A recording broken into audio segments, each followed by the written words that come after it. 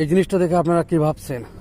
আপনাদের কাছে শেয়ার করতে চাচ্ছি এই ভিডিওটা, যেটা একটা অনুপ্রেরণামূলক ভিডিও।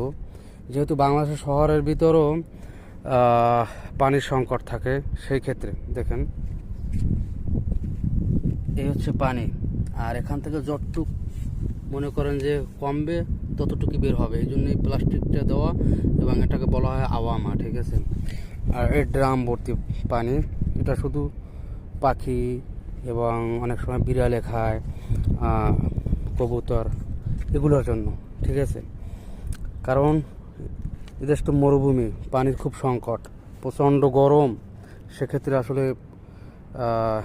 এই পাখিগুলো আর বা বিভিন্ন জীবজন্তুগুলো পানি ব্যবহার মারা যাচ্ছে, অনেক সময় স্ট্রোক করে। কারণ এদেশের গরমের তাপমাত্রা অনেক বেশি, বাংলাদেশের চেয়ে অনেক বেশি থাকে। বাংলাদেশে কিছুদিন আগে 40-এর মতো হচ্ছে, মানুষ কান্নাকাটি চিরেছে। আর এখানে সবসময়